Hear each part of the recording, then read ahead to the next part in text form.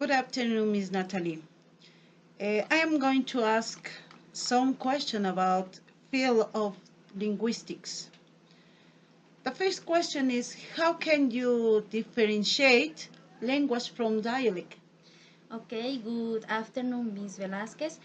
Thank you very much for inviting me to this interview.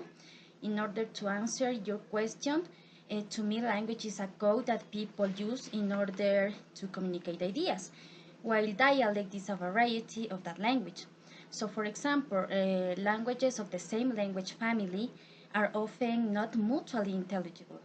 This means that, for example, if I speak Spanish and other person speaks French, I am sure that I am not going to understand what that person is talking about.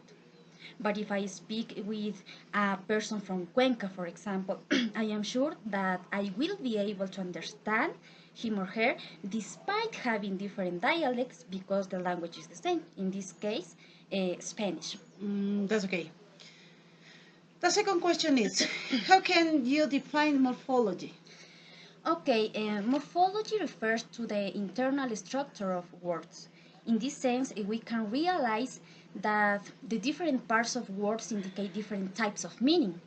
Thus, we have to take into account a very important term that is morpheme. So, a morpheme is the smallest unit of a word with meaning. For this reason, we can conclude that morphology studies how these units of meaning can be arranged in a language. That's okay. The next question is, how can you define syntax? Syntax, okay. Syntax is the study of the structure of a sentence. So words are put together to form sentences. Syntax is not about the meaning because a sentence can have no sense and still be grammatically correct. That's okay. It's interesting. What is the most common way in which dialect of a language vary? Pronunciation, spelling, or sentence formation? Okay, I think that the most common way in which dialects of a language vary for me is pronunciation. That's okay. Can you provide an example of dialect variation based on option you just choose? Okay, for example, in most dialects of Spanish in the Americas, the letter C and Z are pronounced as S, for instance, in the word gracias, while in most dialects of Spanish in Spain, C and Z are pronounced as V. For example, when people from Spain says gracias. So that is the difference. And otherwise, here in Ecuador, we have a lot of examples too. You can hear in Cayambe people saying arroz or zapallo, and people in Quininde saying arroz or zapallo, respectively. That's okay. The next question is, what is the most common reason for dialects to vary? Geographical location, economic status, educational status. Okay, I consider that the most common reason for dialects to vary is geographical location. That's okay. The next, can you provide an example of dialect variation based on option you just choose? Yes, as I told you before, people from one place can speak a different dialect than people of another one. For example, people from Tulcan speak different in terms of dialect than people of Manabí, for example. And talking about English language, we can differentiate American, British, or Australian English. That's okay.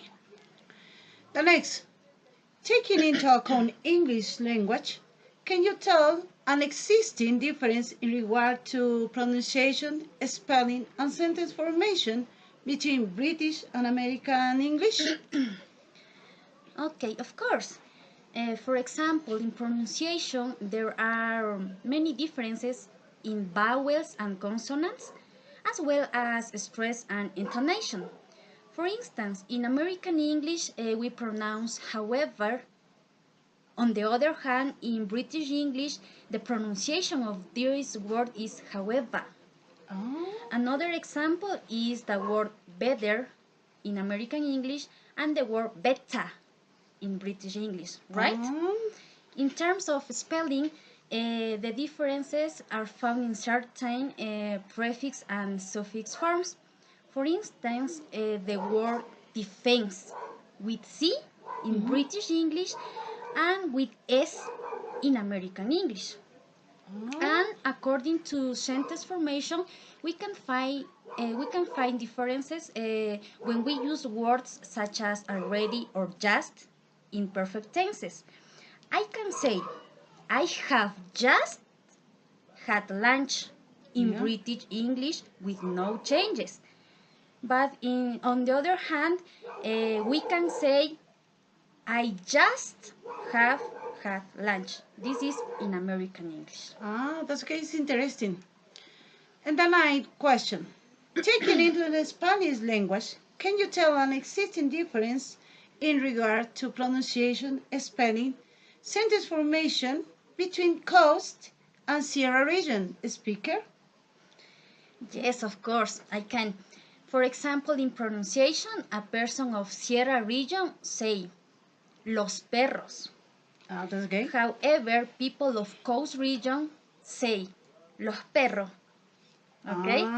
So they tend to delete the final S in words. In terms of spelling, we can find some words like pollo. We know that we have to write Pollo. However, there are people who write pollo with Y or pollo with SH because they tend to write like they pronounce words, right? And finally, sentences in sentence formation.